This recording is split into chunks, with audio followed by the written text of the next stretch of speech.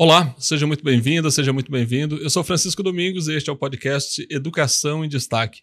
É o seu programa semanal sobre educação aqui direto de Brasília.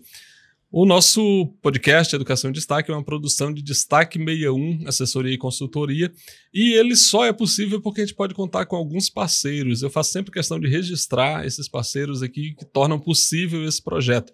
Falo do ATENS, Sindicato Nacional dos Técnicos de Nível Superior das IFES. Falo também da CNTE, a Confederação Nacional dos Trabalhadores em Educação. Falo da CONTE, a Confederação Nacional dos Trabalhadores em Estabelecimento de Ensino. Falo ainda do PROIFES Federação de Sindicato de Professores e Professoras de Instituições Federais de Ensino Superior e de Ensino Básico, Técnico e Tecnológico, e o nome quase não acaba. Falo ainda do SIMPRO-DF, o Sindicato dos Professores aqui da Rede Pública do Distrito Federal. Temos também o apoio do SIMPROEP, o Sindicato dos Professores aí dos estabelecimentos privados aqui do DF. Falo ainda da Clínica Saberes Neuropsico, então são esses apoiadores nossos aí. E contamos também com o apoio do Sebrae. Sebrae é um parceiro importante aqui do podcast Educação em Destaque. E agora você fica com esse anúncio do Sebrae. Você ouve, escreve, registra, dá voz. Transforma empreendedorismo em notícia. E a cada notícia transforma o empreendedorismo. Sua matéria faz história. E histórias como a sua merecem o maior reconhecimento. Então é isso. Anúncio do Sebrae para você, parceiro aqui do podcast Educação em Destaque. E no programa dessa semana eu tenho o prazer de receber aqui uma lenda da organização das universidades federais. É isso mesmo, as universidades federais do Brasil. Elas dependeram aí do olhar, da atenção, do cuidado desse meu convidado aqui, pelo menos aí durante 30 anos. Estou falando de Gustavo Balduino. Gustavo, que você não conhece ainda, e quem conhece um pouquinho vai ter a oportunidade de conhecer bastante agora, porque a nossa conversa vai ser longa. Gustavo vai contar aqui excelentes histórias dessa trajetória dele aí, ajudando a organizar as universidades federais do Brasil. Gustavo, seja muito bem-vindo, obrigado pela presença no nosso programa, rapaz. Obrigado, Francisco. É um prazer estar aqui com vocês, falando sobre educação, falando sobre a nossa trajetória e cumprimentar pelos apoios que você citou aí, todos eles relevantes de entidades que são firmes na defesa da educação. Parabéns. Pois é, rapaz, a gente conseguiu aí ter essas pessoas aí somando com a gente, isso é importante. Toda semana, né, porque quem nos acompanha por aqui já sabe, toda semana a gente tem uma entrevista importante com alguém que pensa educação, que faz educação, e como eu disse, isso só é possível porque a gente pode contar com o apoio desses parceiros, então também agradeço muito a todos eles. Toda semana esse agradecimento a gente renova. E antes da gente continuar a nossa conversa aqui com o Gustavo, quero pedir para você que chegou aqui agora, que ainda não é inscrito ou inscrita no canal, aproveita, faz isso agora, é de graça, é rapidinho. Aí você aciona o sininho também, assim você vai ser informado sempre que a gente subir um conteúdo novo por aqui, o que a gente faz sempre às sextas-feiras ao meio-dia. E uma outra coisa que você pode fazer e que deve fazer é compartilhar o link dos nossos programas nas suas redes sociais, sobretudo nos grupos de WhatsApp. Assim, muito mais gente vai ficar sabendo da existência desse programa e do conteúdo que a gente aborda por aqui. Então é isso, e agora a gente começa a nossa conversa com o Gustavo Balduino. Gustavo, como eu falei, você ficou ali cuidando, ajudando a educação superior durante um pouquinho mais de 30 anos, o que é bastante tempo, na Andifes. Mas antes disso, eu quero saber de onde veio o Gustavo. O Gustavo nasceu em Brasília, nasceu em que lugar do Brasil? Você já tem uma idade que muita gente que está aí nessa idade não é de Brasília. Você nasceu aqui? Sim, João. Eu nasci em Brasília. Meus pais vieram para cá no começo, na obra de Brasília. Meu pai veio em 59 no começo, minha mãe veio em 59 no final. E eles vieram de onde? Minas Gerais. Vieram de Minas Gerais para cá. Tá. Quero tentar a vida naquele período diferente, né? Já tinham 3 filhos, eu não havia nascido ainda. Nasci em 62 aqui em Brasília. E aí morei minha vida toda aqui em Brasília. Estudei escola pública durante muito tempo, escola classe 107, escola classe 108, escola parque, ou seja, eu conheci Anísio Teixeira na essência, ou seja, a escola classe pública perto de casa e a escola parque no período da tarde, aprendendo música, dança, cinema, artes, de modo geral, educação física, tudo isso eu vivi na minha infância. Depois, acabei fazendo o segundo ensino médio aqui em Brasília também. Entrei na UNB, fiz engenharia mecânica. Nesse período, quando concluí o curso, fui trabalhar com o professor Ibanes, que era o reitor da Universidade de Brasília, como assessor de relações institucionais dele. Antes de terminar o mandato dele, eu fui para a Andifes. Daqui a pouco a gente vai entrar na história da Andilson. Onde cheguei trabalhando nos últimos 30 anos. Sou casado, tenho 2 filhas maravilhosas que também nasceram em Brasília. Raíssa, mais velha, com 34 anos, que mora em Belfast, na Irlanda, e a mãe da minha netinha, Teodora, que é a paixão da minha vida, e Camila, a minha mais nova, com 31 anos, que é advogada e mora em São Paulo, também nascida, criada, estudada e formada em Brasília, as duas. A Raíssa na UNB e a Camila no CEUB. Olha, e a trajetória do Gustavo é toda em Brasília, isso é muito importante. E o Gustavo falou aqui da experiência dele nas escolas Parque, conheceu a Anísio Teixeira na prática. A gente tem um programa que você pode pesquisar aqui na nossa playlist, tem um programa com o professor João Augusto, que é da Universidade Federal da Bahia, um professor aposentado, especialista exatamente em Anísio Teixeira. Então tem essa conversa, se você quiser saber mais sobre Anísio Teixeira, procura aí na nossa playlist, você vai encontrar essa entrevista com o João Augusto e vai poder, então, saber mais sobre quem o Gustavo está falando. Anísio preconizava, trabalhou para que a escola fosse esse espaço mesmo de convivência, né, dos estudantes para além das matérias, aquela ali do currículo básico, não é isso, Gustavo? Exatamente, e uma escola integral, como nós estamos tentando fazer hoje. Anísio Teixeira já propugnava há 70 anos atrás esse modelo, que deu certo onde foi aplicado com carinho, com atenção e com recursos. É o modelo que nós advogamos até hoje, uma escola pública integral para que os jovens, as crianças possam entrar na escola de manhã e sair no final do dia, como diria Brizola, aprendendo tudo que precisa, divertindo, criando cidadania, criando convivência e alimentada. Esse assunto é muito instigante. Na hora que a gente fala aí, a gente lembra de muitas coisas que a gente lê sobre isso, do que a gente já viu na prática. A revista Piauí, do mês passado, do mês de maio, trouxe uma matéria longa sobre os CIEPs no Rio de Janeiro, projeto ali do Brizola com Anísio Teixeira, e de como que esse projeto foi combatido pelas elites.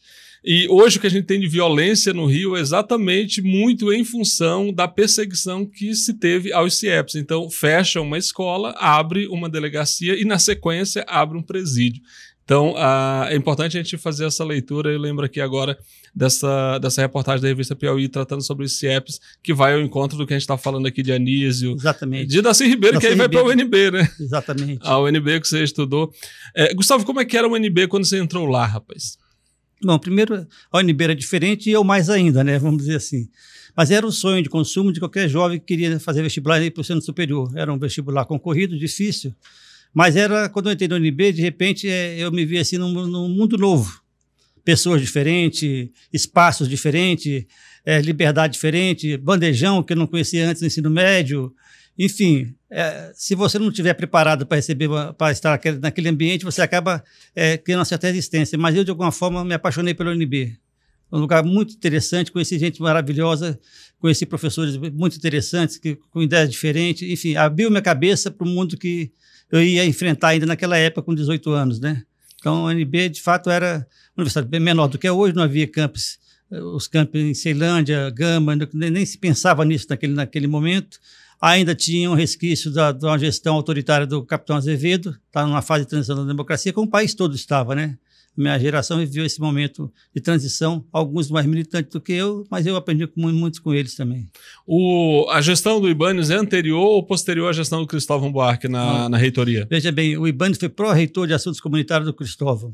Então o Ibanez trabalhou com o Cristóvão. No final da gestão, o Ibanez disse que ia ser candidato, se afastou da gestão, e o Cristóvão naturalmente concluiu o mandato dele, apoiando outro candidato, que era o João Cláudio Todorov, que era o vice-reitor dele. O Ibanez venceu as eleições. E aí um detalhe interessante, aquela história que você me cobra, vamos dizer assim. Eu tranquei um semestre para poder ajudar o Cristóvão a se eleger reitor da universidade. Eu comecei minha militância política andando com o Cristóvão pela universidade desde 6 horas da manhã, quando abria a biblioteca, até meia-noite, quando fechava. Eu, como aluno, ajudando ele perante os alunos. E aí o Cristóvão foi eleito. Depois, mantivemos amizade desde então. E aí, mas o Ibanez foi meu professor na engenharia mecânica. E eu conheci o Ibanez também nesse conteúdo, nessas histórias engraçadas. Um dia eu estava à tarde no departamento de engenharia mecânica estudando, aí eu vi lá dois senhores mais velhos, com uma tela de silkscreen, fazendo cartazes. Aí eu cheguei perto, era um cartaz, passava o fradinho do Enfio, era um cartaz do Andes. Aí eu me apresentei e falei, professor, o senhor sabe fazer isso aí? E eles não sabiam os dois, eles estavam apanhando da tela de silkscreen, eu já do movimento estudantil eu já conhecia. Era o professor Newton Lima Neto e o professor Antônio Ibanez. Newton Lima Neto, que depois veio a ser reitor de São Carlos, presidente da Andifes, prefeito de São Carlos, deputado federal. E naquele momento era a candidatura dele à presidência do Andes. Então eu conheci os dois e comecei também a militar, fazendo tela de silkscreen para a campanha do Andes. Então, a UNB proporcionava isso, né? Você conhecer as pessoas que seriam, de fato, dirigentes do país no momento seguinte, né? Então, conheci o Ibanez pintando uma tela de 5 screen, depois trabalhei com ele. Antes disso, conheci o Cristóvão. Sempre tivemos possibilidade política, convivência política em Brasília, e conheci o Newton Lima Neto também, antes dele pensar se quer ser reitor. Estava disputando a eleição para presidente do ANDES e ganhou. E o Ibanez foi secretário-geral dele naquele período. Aí, curiosamente, quando o Cristóvão vem a ser eleito governador do DF em 1994, o Ibanez depois se torna secretário de Educação, né? Uma das coisas mais importantes mas foi pouco registrada, que a gestão do Cristóvão como governador, no primeiro momento, e eu entendo que foi muito positivo, ele conseguiu trazer várias pessoas da UNB, o Ibanez, o professor Teatini, o professor Mota, que era da comunicação, o professor Teatini, que era da ensino à distância, o professor João Luiz, que foi para a agricultura, enfim, todos eles eram da gestão do Ibanez, na UNB. Então, o Cristóvão trouxe da UNB quadros muito importantes para a gestão dele no GDF, fazendo valer um dos papéis importantes da universidade, que é fornecer quadros para o Estado, para os governos, e por coincidência, mas talvez por identidade política, muitos eram pessoas que colaboravam na gestão do próprio Ibanez na UNB. Então, da equipe do Ibanez ali sai parte do Estado aqui de gestão do DF. Ajudou o Gustavo no começo. Segunda parte ali dos anos 90. Gustavo, mas e então? Aí, em algum momento, você conclui o seu curso, e aí como é que você começa na Andifes? Então, a gente está falando da Andifes, para você que está nos acompanhando, Associação Nacional dos Dirigentes das Instituições Federais de Ensino Superior, e aqui é um corte específico das universidades federais, porque hoje quando a gente fala de instituições federais de ensino superior, também se fala dos institutos federais, mas a Andifes trata especificamente das universidades federais. Então, o Gustavo vai para a Andifes, que é essa associação ali dos reitores dessas universidades federais. Então, Gustavo, em que momento isso se dá? Como é que foi a tua chegada? A Andifes certamente não era o que é hoje, o que ela se tornou, evidentemente, porque daí foi todo um processo de construção. Quero que você conte essa história para a gente. Bom, essa história, eu até estava escrevendo sobre ela algum tempo atrás, para deixar registrado, mas é interessante pelo seguinte: eu trabalhava com o professor Ibanez como assessor de relações institucionais dele, como eu já disse. Um dia eu estava na minha sala, no pé da reitoria da Universidade de Brasília, a secretária dele me chama pelo telefone, dizendo que ele estava me convocando na sala dele. Eu chego lá, abro a porta, estava lá o professor Newton Lima Neto, que era então vice-reitor de São Carlos, virando reitor de São Carlos, o professor Nelson Maculan, que era o reitor da FRJ, o próprio Ibanez, e, se eu não me engano, o professor Tabajara, que era reitor de Santa Maria. Aí, um deles fala para mim, tem um desafio muito grande para te apresentar. Eu conhecia todos pelas relações ali e alguns mais tempo antes. Eu já fiquei bem mais novo, eles todos reitores, pessoas que eu admirava, pessoas mais experientes do que eu. Eu confesso a você que fiquei um pouco ansioso. Ele falou, nós temos um projeto que é a Andifes, não sei se você ouviu falar dela, é uma associação que reúne as federais, nós temos uma ata de criação dela, mas queremos agora fazer ela existir. E precisamos de uma pessoa em Brasília para ser o secretário executivo dela. Muito trabalho, muito desafio, vamos começar do zero. Você topa? Eu não sabia para onde estava me chamando direito, não sabia qual é que é esse salário, se ia ter salário ou não, sabia onde é que eu gostava de estar, mas aí cada um começou a falar, me seduzindo, falando como era importante o projeto Andifes para as universidades federais e para o Brasil. Então, depois de meia hora de conversa, eu falei, vou consultar em casa, porque, na verdade, eu ia sair de um lugar para outro, né? Cheguei em casa, conversei com a minha esposa, ela falou, não, nessa época eu morava com meus pais ainda, eu falei, então, já que eu não tenho compromisso de pagar aluguel, minha esposa tem emprego garantido, está tudo resolvido, eu posso arriscar, então vou topar. No dia seguinte, cheguei para o Ibanez, pode falar que eu topo, pode falar para o Newton que eu topo, aí, enfim, a partir daí passei a ser o secretário executivo teórico da Andifes. Por que eu digo teórico? Porque algum tempo depois o Maculan me deu os documentos da Andifes para poder começar a cuidar dela. Era uma ata, um papel ao maço pautado, uma ata feita 3 anos antes, criando a Andifes. Então eu teria que registrar aquela ata, depois de registrar a ata eu teria que tirar o CNPJ, depois de tirar o CNPJ eu teria de fazer a lista das universidades e mandar para as universidades pagarem a anuidade, para então eu ter a carteira registrada e receber o meu primeiro salário. Isso que ano que é, Gustavo? A gente está falando de que ano? 93. Então ela tinha sido criada 3 anos antes, em 1990. Mais ou menos isso. Tá, governo Collor. Governo Collor. A primeira presidente dela formal foi a professora Vanessa Guimarães, reitora da FMG. Ela concluiu o mandato, aí o professor Maculan assumiu. Quando eu assumi, então, ele era meu chefe de toda a FJ. E é importante deixar claro, porque a gente tem o hábito de esquecer as coisas. Agradeço muito ao professor Maculan, ao professor Ibanez, ao professor Newton Lima Neto, que foi, hoje em dia, não tenho dúvida, foi uma oportunidade de ouro que eles me deram. Parecia um buraco sem fim, mas foi na verdade, uma grande oportunidade. E ajudaram em tudo, né? Na verdade, eu estava operando em Brasília a partir de orientações deles. Tá, mas aí você pega, inclusive, você falou, essa ata ali num papel pautado e tal, vai registrar, vai criar. Então, a consolidação do ponto de vista legal da Andifes passou pelas suas mãos. Toda ela. E aí, é pitoresco contar hoje em dia, na época era... Vamos lembrar uma coisa, não tinha internet, não tinha Zap, não tinha e-mail. Mais moderno era o fax. Poucos tinham fax naquele momento. E esta ata estava assinada pelo professor Ideobrando, se eu não me engano, que era o reitor da Federal Fluminense, mas que já tinha se aposentado. E a ata eu levei no cartório, ela não servia para a criação, porque faltavam alguns dados importantes dela, tem que ter todo um critério de temas deliberados na ata para criar uma instituição segundo o Código Civil. Então eu tinha que procurar o professor Ideobrando com outra ata, para ele assinar outra ata. Eu gastei uns 20 dias para conseguir chegar na casa dele, aposentado, não ia mais na universidade. E o reitor de então não tinha uma relação muito boa com ele, então não adiantava ligar para o gabinete do reitor. E eu ligava também, a secretária não tinha a menor ideia de quem era Gustavo, muito menos do que era Andifes. Depois de algum tempo eu consegui mandar para ele pelo SEDEX, ele leu, assinou, me devolveu pelo SEDEX, aí eu pude, então, novamente ir ao cartório, o cartório aceitou, naquele dia não registrava uma ata de um dia para o outro, gastava 15 dias, 20 dias para registrar uma ata, registrou a ata, aí foi na Receita Federal para tirar o CNPJ. Então foi um périplo que só podia fazer quem não precisava de salário, que era o meu caso naquele momento, que foi 3 meses sem receber salário. Ninguém pergunta quanto eu ganho na Andifes no último dia, mas no primeiro dia ninguém perguntou. Eu brinco com as pessoas, você trabalharia onde assim, sem salário? Aí ele falou, ninguém vai, né? Enfim, foi uma aventura muito importante, muito legal, me dediquei bastante, estou muito satisfeito com o resultado. Mas você tinha uma cobertura muito importante também, vamos combinar que esses nomes aí, né? Claro, eu tinha lá a estrutura política, apoio político, e tinha a estrutura pessoal, né? Eu tinha casa para morar, não pagava aluguel, tinha comida, água e luz, e família para cuidar de mim. Então, era possível usar meu tempo na militância. E o espaço físico da Andifes, nesse primeiro momento, ele era na própria UNB ou ele era uma sala que vocês alugaram ali, pegaram para pagar depois? Como Essa é outra... Hoje contado fica pitoresco. O Conselho de Reitores das Universidades Brasileiras, o CRUB, era uma entidade que, de fato, cumpriu o papel que a Andifes cumpriu hoje, que o PROIFES, que o CONIF cumpre hoje, que a ANUP, que reunia todas as universidades públicas e privadas. Durante muito tempo, até aquele período da Andifes, já era um período de transição, as universidades federais eram hegemônicas dentro do CRUB. Com o passar do tempo, até pela expansão do número de universidades privadas, começou a diluir o papel das federais. Foi aí, num contexto que eu suprimi, porque não era o caso naquele momento, que o Newton, o Ibanez, o Maculan e vários outros reitores federais entenderam que era preciso sair do CRUB e criar uma entidade própria das federais, porque a agenda das federais passou a ter uma agenda que não combinava mais com a agenda do setor privado. Não era contra, era simplesmente um espaço próprio para poder criar. Então, você tinha que romper com o CRUB politicamente, sem criar cisanes, porque não era objetivo isso, e consolidar um ou outro sem nenhum lugar, sem nenhum espaço, sem nenhum apoio, mas com a diretiva política bastante clara. Por que eu digo sem nenhum apoio?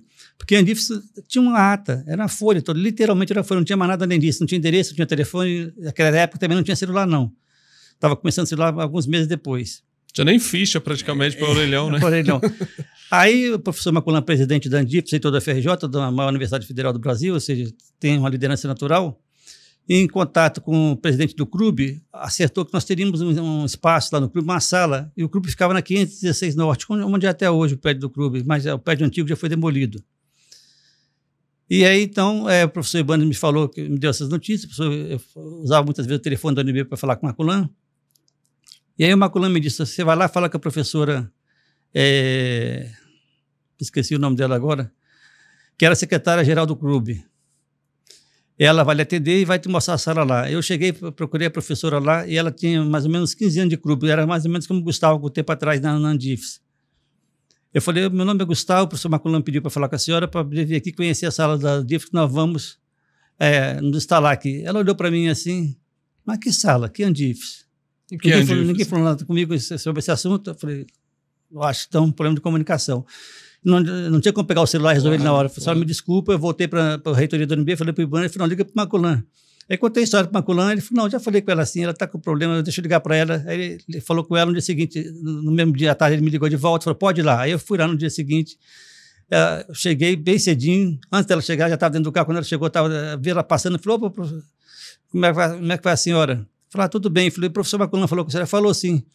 Eu falei, qual é a minha sala? Ela chamou um servidor do CRUB e falou para ele, mostra aquela sala tal para ele, que eu não sabia qual que era. Aí ele me levou para conhecer a sala da Andifes, a primeira sala da Andifes, que era uma sala que tinha 3 metros por 4 metros, limpa, não tinha mais nada lá. Eu abri a porta e falei, o que eu estou fazendo aqui, meu Deus do céu? O que eu estou fazendo aqui? Aí eu falei, fazendo a Andifes, né? Voltei lá, será que a senhora podia emprestar uma mesa, uma cadeira? Ela chamou meu rapaz, ó, vai lá no almoxarifado, pega uma mesa lá e leva para ele, e uma cadeira também. Aí consegui botar uma mesa, a moça da limpeza me emprestou um pano para tirar a poeira da mesa, da cadeira, sentei na cadeira e pensei, e agora? E a ata correndo no Brasil para ser regulamentada, né? Então... Mas você estava instalado já, Estava né? instalado, já estava sentado pelo menos. O telefone não tinha. Aí na hora de ir embora, eu falei, agora eu vou pedir um telefone para ela, né? Cara de pau, tinha que resolver as coisas. Cheguei lá, a senhora podia me dar um ramal do seu PABX, disponibilizar um ramal, botar lá? Ela, com um cara ainda de poucos amigos, que na verdade eu fui entender depois, é porque eu estava criando o que acabou acontecendo, uma instituição que esvaziar o clube. Claro.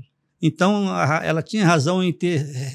Tem resistência, né? Resistência, né? Ela estava defendendo, como eu faria isso no caso da Andifes. Claro. Então, quando me chamaram para criar a Andifes, eu não tinha clareza do que era Andifes, tinha uma ata, não tinha sede, não tinha cadeira, não tinha telefone, não tinha carteira assinada, não tinha salário, não tinha nada mais. Tinha um projeto que eu acreditei muito nele, e não era meu, né? O projeto era de muitas pessoas, inclusive anteriores a mim, e muito mais capacitada para poder pensar a importância de ter um sistema brasileiro de universidades federais, que é o que a Andifes se propôs a fazer e é hoje, né? Pois é, Gustavo, nós estamos falando aí, então, dos anos 90, as universidades ainda não eram no número que a gente tem hoje.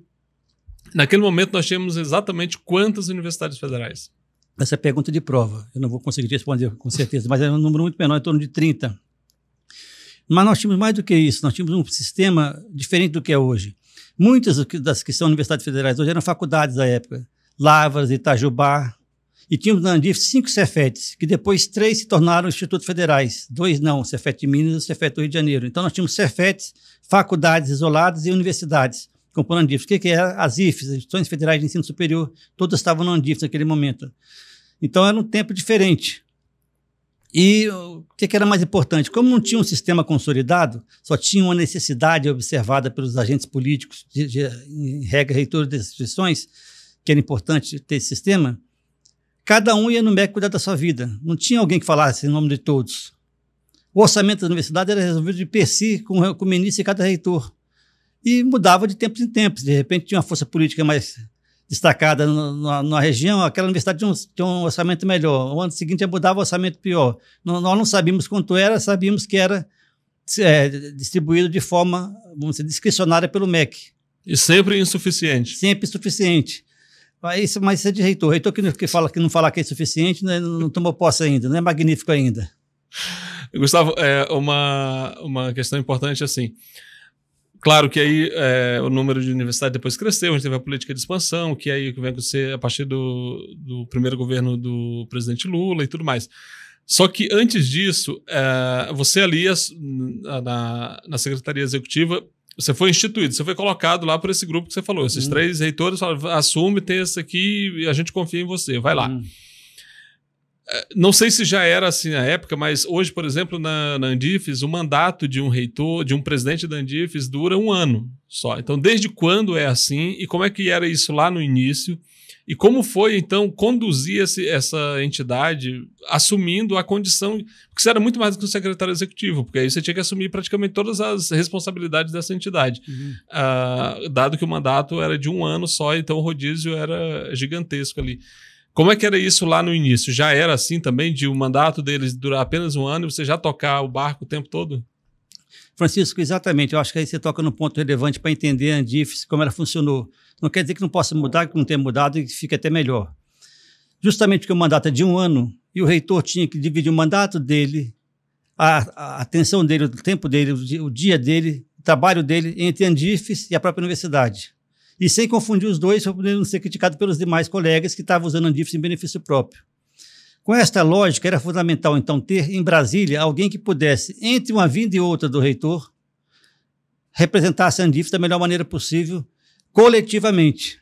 Ele não era representar a IFES do presidente da Andifes, era representar o conjunto das IFES. E se de um lado isso me trouxe problemas, de outro me educou, me formou politicamente com o sentido de coletivo. E esse sentido coletivo foi de tal forma desenvolvido que os próprios reitores percebiam que é melhor ter o Gustavo defendendo o interesse da Andifes em algum lugar do que o fulano, beltrano, ciclano, porque o Gustavo vai defender de todo mundo. Quando ele fala, ele não está falando da universidade A, B ou C, ele está falando do conjunto. Quando está lá A, B ou C, ele fala de todo mundo, mas fala um pouquinho mais do A, um pouquinho mais do B. É natural isso. Sim. Então, ou seja, desde o primeiro momento, o mandato era de 1 ano, eu passei por 30 presidentes da Andifes. Cada diretoria tem 5 membros, então 150 membros de diretoria. Claro que teve repetição aqui e acolá. Mais ou menos 300 reitores nesse período todo. E, graças a Deus, a grande maioria preserva uma boa relação, quase sempre uma relação até muito próxima de amizade até hoje.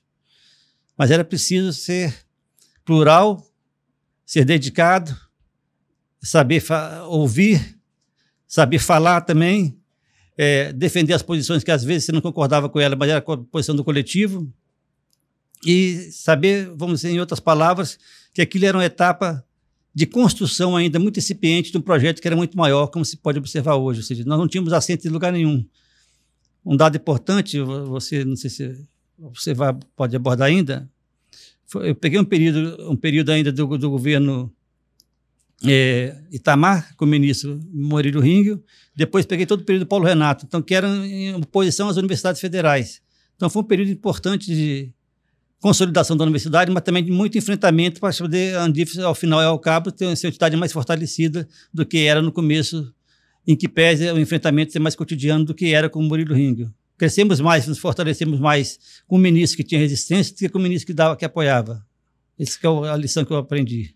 Não, isso é muito interessante. A gente está tratando, então, aqui da história da Andifes. Daqui a pouco a gente vai aprofundar outras questões também que eu quero discutir com o Gustavo sobre as políticas que foram implementadas ao longo desse período, como que elas estão hoje.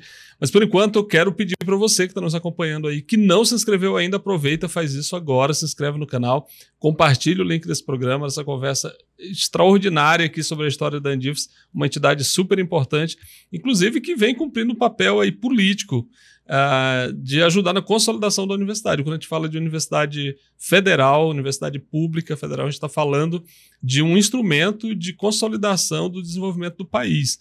Então, é sobre isso que a gente está falando aqui. A gente está falando, então, com o Gustavo, que é alguém que se dedicou aí 30 anos da sua vida à construção desse projeto chamado Andifes, que, ao fim e ao cabo, faz com que a gente tenha a Universidade Pública Brasileira cumprindo o papel que ela cumpre. A gente vai tratar sobre isso agora. O Gustavo acabou de falar aqui sobre esse enfrentamento no governo Fernando Henrique ali com o ministro Paulo Renato, mas é um momento também de consolidação da Andifes, porque as próprias universidades começam a perceber que a Andifes era um instrumento importante, né, Gustavo? Quer dizer, você aqui cumprindo um papel, desenvolvendo uma função aí de dar protagonismo a essa entidade. Então, quando as universidades se sentem representadas, evidentemente que fortalece a entidade. E aí, em que momento é que vocês se tornam essa estrutura que vocês têm, até bem pouco tempo você deixou a Andifes no ano passado, né? Mas já consolidado, uma imagem, um nome, uma sede, um espaço ali para reunião de todo mundo, muito bem consolidado. A partir de que momento isso deslancha, isso passa a se tornar a estrutura que é hoje? A estrutura física ela veio com o tempo na gestão do professor Ivonildo, que era reitor da Federal do Rio Grande do Norte, quando nós compramos a sede que a Andifes tem hoje em dia, aqui no edifício DENASA. Não me recordo o ano agora, depois podemos até identificar esse nome com uma data. Mas o fato é que ela primeiro se consolidou politicamente para depois se consolidar, vamos chamar, estruturalmente. Sim. E a construção política dela, para ela se estruturar, foi nos meios que você estava falando. Primeiro, com muito debate interno, com muita gente se convencendo de que a melhor interlocução para a universidade era a interlocução coletiva e não individual. Sempre escapole um aqui, outro acolá, mas, na média, todos percebiam que, se estivermos juntos, as nossas pautas de universidade serão apresentadas com maior clareza, com maior segurança. E vamos lembrar que nós estamos vivendo um momento incipiente ainda pós-constituinte de 88. Não era como estamos hoje, os direitos ainda estavam sendo consolidados. A LDB estava sendo feita. Então, tinha uma agenda ainda parlamentar que nós nos envolvemos muito dela coletivamente, a partir discutindo a autonomia, o próprio financiamento da universidade no primeiro momento. Então, ou seja, o espaço político coletivo e o encaminhamento das decisões majoritárias e sempre, na maioria das vezes, consensuadas, foi fortalecendo a Andifes, mostrando que ela era importante para todos os reitores. Em paralelo a isso, os movimentos sindicais também começaram a perceber na Andifes um interlocutor necessário do ponto de vista nacional. Então, os professores faziam greve ou reivindicavam, mas conversavam com a Andifes também. A FASUBRA da mesma forma, a ONU da mesma forma. Então, nós fomos nos legitimando, primeiro, internamente, entre nós. Segundo, com o interlocutor principal, que era o MEC. em paralelo, no momento posterior talvez, não então paralelo, com as entidades. E a partir daí começamos a crescer de forma quase que constante, a cada gestão, a cada ano, sendo naturalmente interlocutores para o parlamento, interlocutores para a mídia do modo geral. E nesse sentido, nós também implementamos uma outra estratégia que me pareceu muito relevante naquele momento, e mais do que isso, hoje em dia é constitutiva da Andifes. Para discutir, vou dar um exemplo recente, o Fundeb, era papel da Andifes discutir o Fundeb também. Nós começamos a nos conectar com as pautas da educação básica, com as pautas da ciência e tecnologia.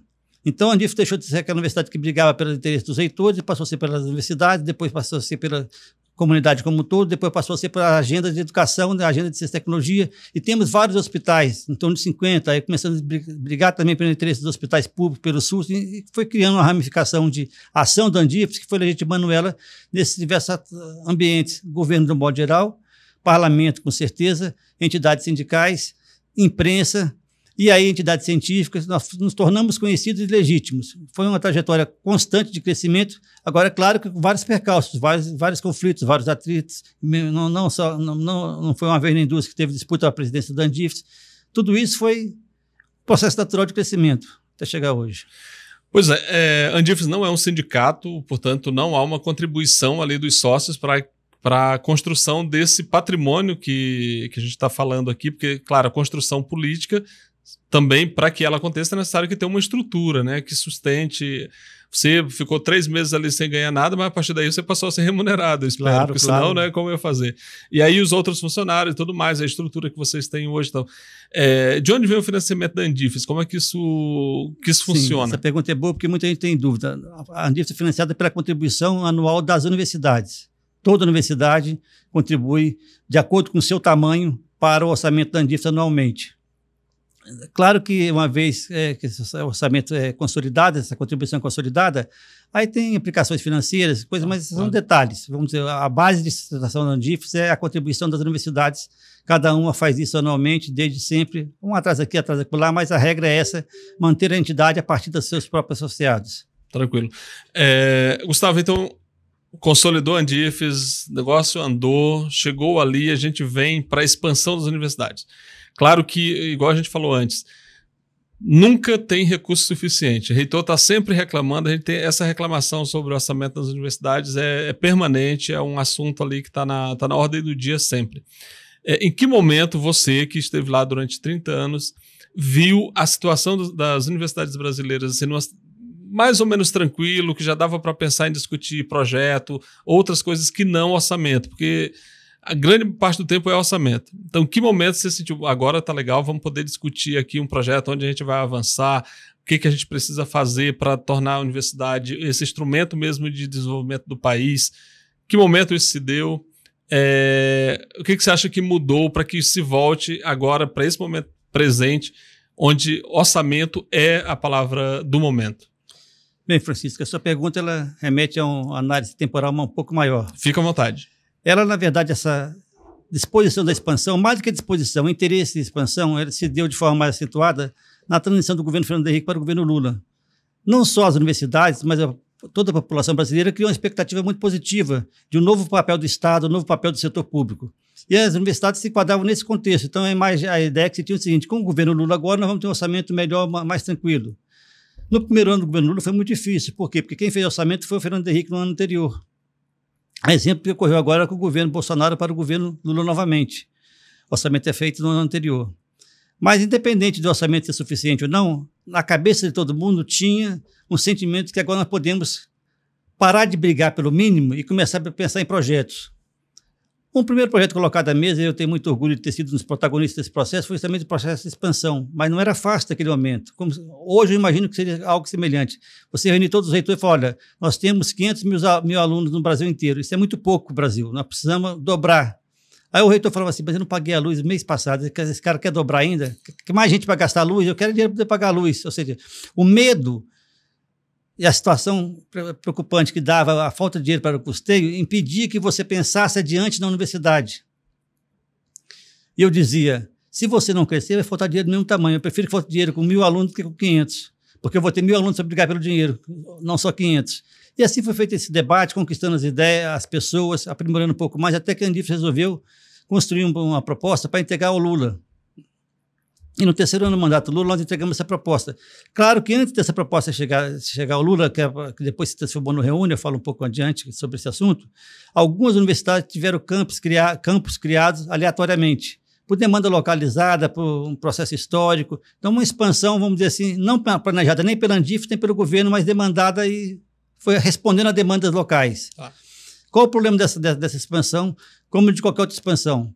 Nós temos conversado muito sobre isso nos últimos tempos. Uma expansão tem que ter uma diretiva ou um vetor dirigente que é um projeto nacional. Por que nós vamos expandir? Aonde nós vamos expandir? Que tipo de universidade nós vamos expandir? E, sobretudo, como é que nós vamos pagar? Se a gente decidir expandir, já é decisão política, ou como pagar vai ter que surgir, vai ter que aparecer, não vai ser inventado. Então, nós voltando à questão do Lula, nós entregamos para ele um projeto no primeiro momento, ele achou muito legal aquele jeito do presidente, muito receptivo, mas ainda ficou rodando um pouco nas mesas. Aí, nesse momento, já era Fernando Haddad, ministro da Educação.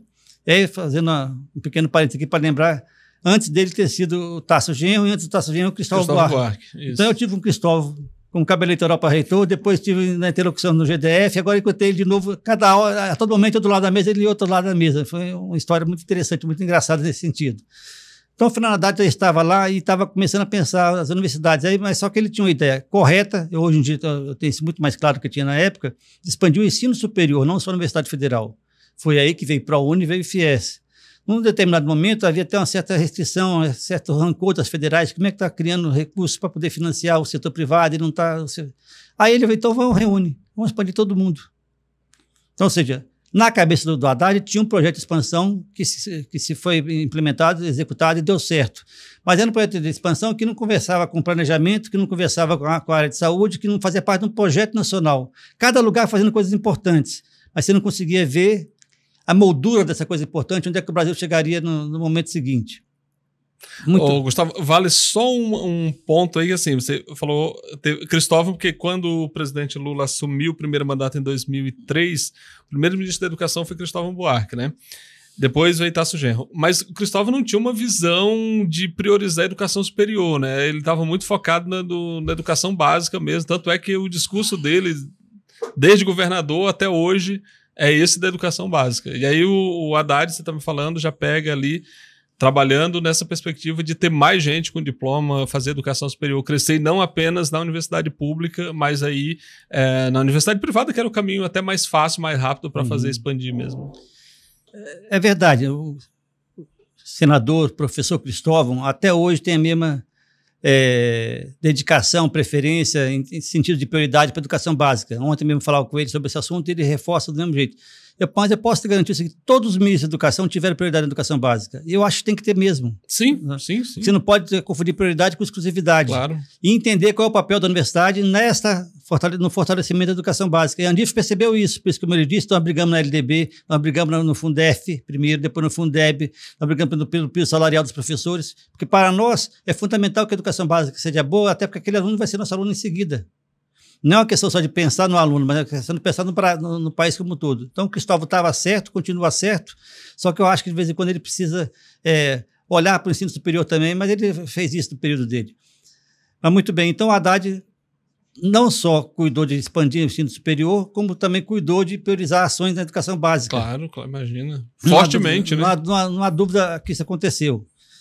E nesse processo, então, de expansão, que a gente pode botar a moldura do Reúne, chamado do período do Reúne, a universidade cresceu bastante, com qualidade. Por que com qualidade? Porque naquele momento, nós estamos contratando vários professores, milhares de professores, e o critério de contratar era o professor doutor. Então, todo mundo que entrava na universidade entrava com qualificação mais alta. Quando aqueles mais antigos, muitos ainda não tinham doutorado e não iriam ter, num momento diferente da vida do país. Então, os professores eram mais qualificados academicamente. Nós expandimos para lugares onde é que não tinha universidade. Então, aqueles alunos que não tinham acesso à universidade, os melhores alunos daquela universidade, daquela região, passaram a fazer os vestibulares para nossas universidades, que no começo não tinham o Enem ainda. Depois podemos falar sobre ele, se for o caso. Então, a expansão foi crescendo, foi sendo implantada, foi se consolidando e foi criando legitimidade. A tal ponto que aquela demanda que eu falei inicialmente, aquela expansão que era por demanda, começou a se repetir. Um deputado, um prefeito, um senador, um político via, que bom ter uma universidade naquela cidade, eu vou querer uma na minha também. Aí procurava o ministro negociava aquilo lá, acabava aparecendo, surgindo uma nova expansão. Em paralelo, o Haddad fez uma coisa muito interessante que mudou o retrato do Brasil, que foi os institutos federais. Ele pegou as escolas técnicas e transformou em institutos. E aí é uma quantidade muito mais ampla do que das universidades federais. O número de institutos é menor, mas o número de campi é muito maior. Sim. O número de 600 campi que tem os institutos. Então, ele expandiu a educação básica, financiamento, universalizou algumas áreas, ele expandiu o ensino superior e expandiu também a formação técnica através dos institutos. Esse foi um momento muito rico do país. Claro que a expansão gera necessariamente necessidade de financiamento, tanto para a manutenção daquele investimento, e recursos obrigatórios como salários, como no custeio do dia a dia, água, luz, telefone, vigilância, asseio e conservação. E aí nós estávamos novamente na situação de faltar recursos para o custeio, mas faltar recursos agora para a universidade com 1 milhão de alunos, que é uma situação mais confortável para o país do que faltar recursos para 500 mil alunos. A própria universidade se empoderou um pouco mais a partir desse diálogo que teve com a sociedade e com os próprios governos se expandindo. Gustavo, um quadro que a gente tem hoje que é bastante preocupante, até, claro, expandiu, isso é ótimo, como a gente está falando aqui. Depois veio ali a lei de cotas e isso também mudou a universidade, né? Se quiser pode aprofundar sobre isso, mas claramente a gente sabe que a universidade pública brasileira hoje é outra, se comparado a 20 anos. E tudo isso é muito relevante, é muito importante, é um avanço para o país, mas, claro, isso passa a demandar mais recursos. E chegamos nesse lugar agora aí da falta de recursos. E aí é reitor brigando e não tem dinheiro para pagar a conta de luz e não tem dinheiro para pagar a conta de água.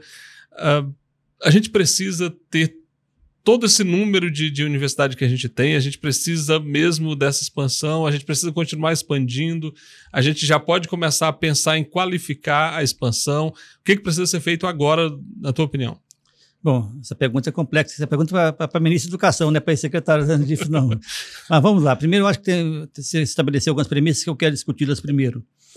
Nós expandimos sim, a universidade hoje é outra, como você disse, eu defino ela com 3 parâmetros muito simples. Nós aumentamos o número de universidades, de vagas de matrícula, levamos ela para o interior e fizemos ações afirmativas. Esses 3 movimentos mudaram a cara, a cor e a qualidade da universidade. Neste caso, quantidade também era qualidade. Podia se confundir e se confundiu muito bem. Hoje nós temos ainda números comparados com a própria América Latina de jovens na idade escolar de 18 a 24 anos no ensino superior menor do que a Argentina, menor do que o Chile, menor do que vários países. Então significa dizer que para a gente atingir o padrão latino-americano a gente tem que ter mais vagas ainda, incluindo o setor privado. No entanto, a questão que eu acho que se coloca é mais vagas para qual universidade? Para a mesma universidade? Eu acho que aí nós temos que fazer uma reflexão. Aí chegamos ao momento de fazer uma reflexão sobre qual universidade nós queremos. Na minha opinião, a gente precisa introduzir um pouco mais de componente de cidadania. Os médicos que nós formamos hoje são os mesmos médicos de sempre. Independente de cotas, de estar no interior ou qualquer lugar. Os engenheiros também, os advogados não são diferentes. Então não é um problema de carreira isso, é um problema de formação cidadã da universidade. Nós estamos formando pessoas para um modelo de sociedade que eu acho que deve ser aprimorado no sentido da fraternidade. E nós não estamos fazendo isso. Nós temos que fazer uma universidade onde a pesquisa seja mais intensa, porque o país e o mundo precisam de mais desenvolvimento científico e tecnológico. E isso não tem limite. Quanto mais você tiver, melhor. Nunca vai chegar um dia, está bom de pesquisa, está bom de ciência. A humanidade não pode chegar a esse momento. Nessa mesmo viés, nós já temos hoje tecnologias bastante desenvolvidas, por exemplo, na área de tecnologia de informação e comunicação e inteligência artificial, o que permite fazer uma universidade diferente e mais ampla. Eu sou daqueles que advogam a tese de expandir a quantidade de vagas na universidade com as novas tecnologias. E também com as novas profissões, com novas formações, mudando a universidade por dentro também. Isso não quer dizer jogar fora ou se desfazer da universidade que nós temos até hoje. Ele é fundamental que continue fazendo pesquisa. Eu quero uma universidade que forme engenheiro, mas quero uma universidade que forme filósofos também. Eu quero uma universidade que tenha médicos, mas tenha pedagogos. E quero uma universidade que tenha muitos médicos, muitos pedagogos com a nova tecnologia para poder ampliar. Uma universidade internacional. Uma universidade que possa chegar onde as pessoas estão e não que tenha que deslocar as pessoas para onde a universidade está. Então é possível fazer. E aí que universidade é essa? Eu não vou inventar ela, mas eu acho que nós temos conhecimento suficiente para fazê-la. O que nós não temos é decisão política. E esse é o ponto. Tá, eu acho que o que você acabou de falar é muito importante, situando esses 3 lugares aí da universidade que expandiu, que foi para o interior e que mudou de cor a partir da lei de cotas. Avançamos, chegamos aqui nesse momento. Tem que mudar a universidade, agora tem que mudar currículo, né? A gente tem cursos aí que precisam ser atualizados, a gente tem uma nova realidade. A gente fala de inteligência artificial todos os dias e, no entanto, o que a gente tem concretamente? O presidente Lula, inclusive, provocou os reitores já esse ano, ou melhor, no ano passado, pedindo um projeto de inteligência artificial com esse brasileiro, como se fosse uma coisa que você instala e ele aparece. Então, e a gente sabe que tem experiência de algumas universidades no Brasil já desenvolvendo, já trabalhando nessa perspectiva, mas o que a gente tem como nação mesmo, como que a universidade brasileira se enquadra num projeto de nação, a nação que a gente quer. De que desenvolvimento a gente está falando? A gente quer ser uma fazenda mesmo para suprir as necessidades de alimentos do mundo? Ou a gente quer ir além disso, a gente quer formar pessoas que pensem, que sejam capazes de refletir sobre a nossa condição no mundo? Que universidade a gente quer? Claro que você não tem uma resposta pronta aqui. O que a gente está fazendo é provocar uma reflexão sobre a universidade que a gente quer, Entendo. Porque a gente respira nesse ambiente, né? Você leva o tema a um patamar mais acima. Na verdade, a universidade ela tem meios tecnológicos e tem necessidade de expandir. Dito isso, agora, expandir qual universidade e para onde? Nós precisamos de responder essa questão junto com a outra questão. Qual é o projeto de desenvolvimento nacional que nós temos? Essa que é a grande carência no Brasil atualmente. Nós não sabemos para onde ir, o país está dividido.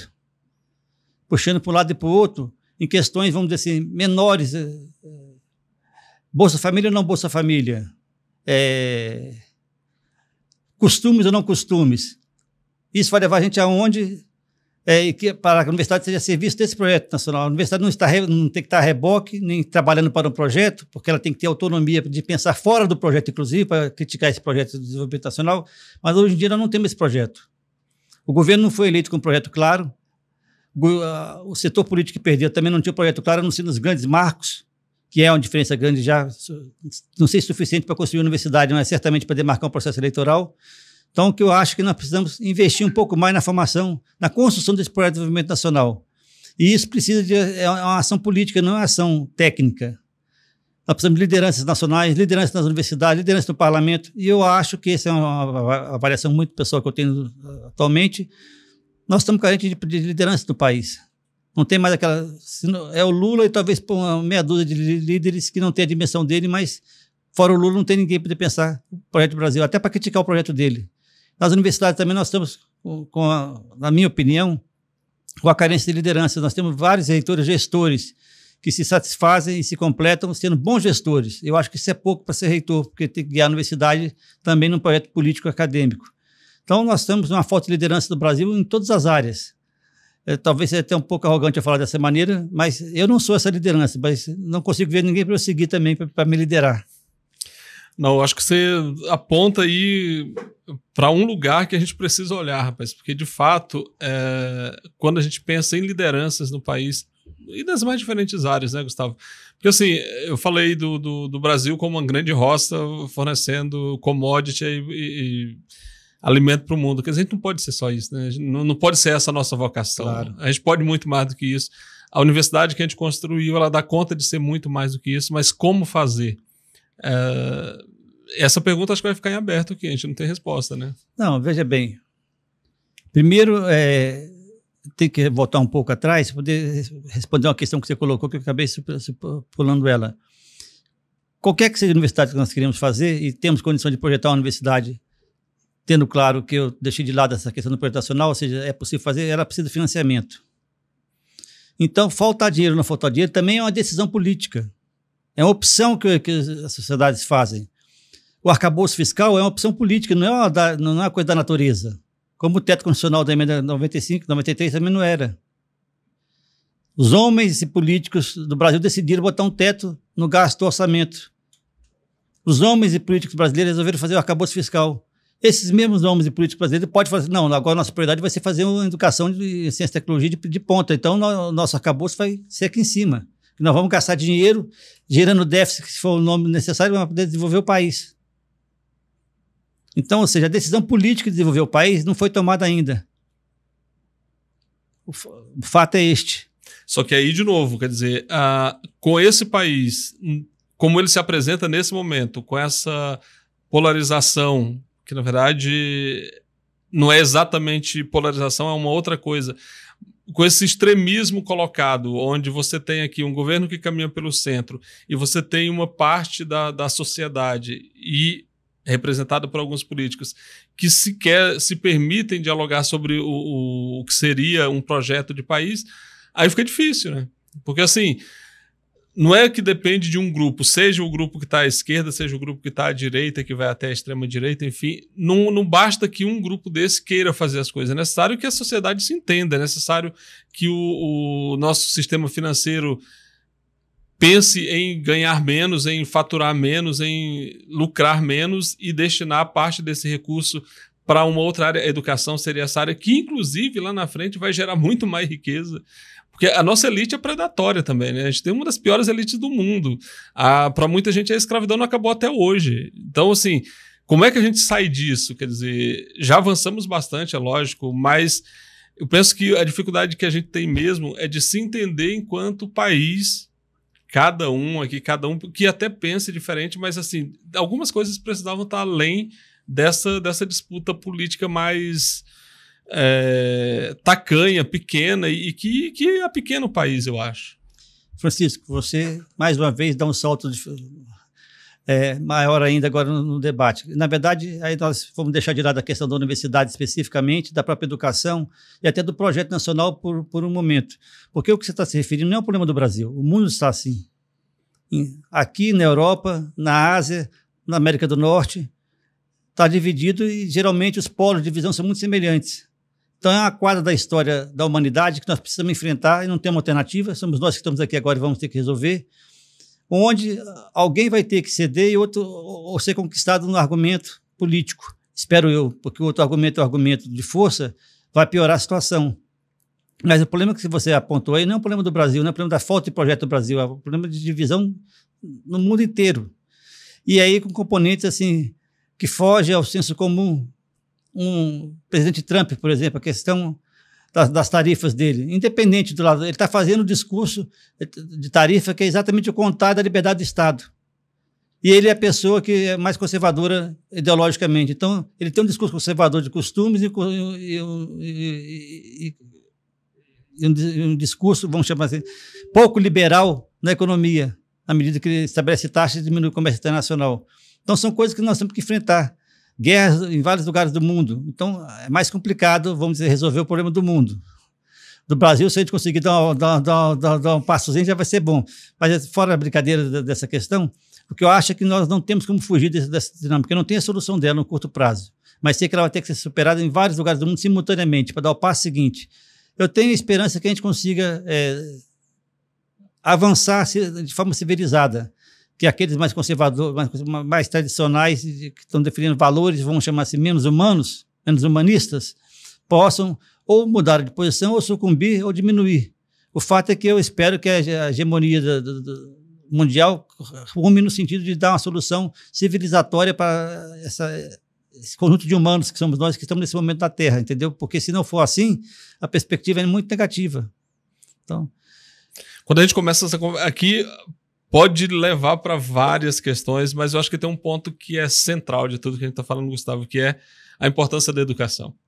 E por isso que esse programa trata disso, trata de educação, porque a gente tem todos os problemas relativos ao clima, que são provocados pela ação humana, pela ganância humana e tudo mais.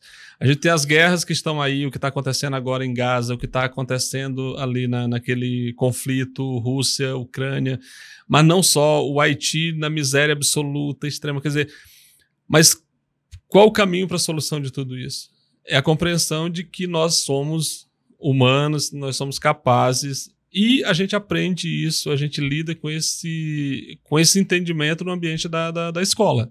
Seja da educação básica até a universidade, é dali que vai sair esse pensamento que vai dar conta desses problemas. Não me parece que tem alguma coisa fora disso. O que te parece? Não há dúvida que a questão da educação é basilar para a solução de qualquer problema da humanidade. Ou seja, com mais informação, mais instrução e mais convívio social, você tende a ter soluções mais harmônicas com um futuro melhor para a humanidade. Não há dúvida disso. Isso se constrói dentro da escola. Não vamos abrir esse debate agora, porque ele é um debate mais longo, vou depender do outro programa. Mas esse modelo de escola que nós temos também vai ser substituído brevemente por causa da tecnologia. Isso, exatamente. Não sei se o espaço físico que nós chamamos de escola hoje vai continuar existindo, sendo necessário num curto espaço de tempo. Mas a educação em si, que abre a cabeça para você, uma educação emancipadora, educação que desenvolva o senso crítico, que desenvolva um respeito humano pelo diferente, essa é fundamental para qualquer solução. Então, enquanto eu não consigo resolver o problema da Ucrânia, o problema de Gaza, eu vou primeiro continuar preocupado e tendo lado em favor da paz. Mas, enquanto isso, eu vou fazendo uma educação aqui emancipadora. Isso eu posso fazer, isso eu consigo fazer, consigo brigar, consigo vir aqui defender isso aí e conquistar apoio para isso. E o ambiente, como você falou, muitas vezes, e a gente já vai ter que começar a pensar nisso, é um ambiente que vai além da escola como a gente conhece hoje, né? Mas a educação vai continuar sendo a essência da nossa atuação, da minha, da sua, de você que está nos acompanhando aí. Então, Gustavo, assim a gente encerra essa conversa, que é a primeira, mas certamente não será a última. Eu quero que você volte aqui para a gente continuar discutindo essas questões, falando sobre até onde a educação pode ir. A gente sabe que ela pode ir longe. Ela nos trouxe aqui e ela leva a humanidade aí por toda a história. Então, muito obrigado pela presença aqui, meu amigo. Eu agradeço a você, Francisco, parabenizo pelo programa. Estou disponível para voltar para debater esse tema e outros que você achar conveniente mais adiante. E muito obrigado, porque de fato foi uma tarde, foi um momento importante de elaboração de lembranças, reminiscências que me deixaram felizes. Obrigado. Valeu, e para você que ficou com a gente aqui até agora, muito obrigado. Na próxima semana a gente está de volta. Então, uma conversa aqui com Gustavo Balduino, ex-secretário executivo da Andifes e um militante da causa da educação, da causa humanista, um pacifista, enfim, um educador, por que não dizer, que vale muito a pena ouvir. Para você que ficou com a gente aqui até agora, muito obrigado. Próxima semana a gente está de volta e eu te peço mais uma vez, compartilhe o link desse programa aí nas redes sociais para que mais gente possa acompanhar então esse conteúdo que a gente desenvolveu aqui hoje. Muito obrigado, até a próxima semana.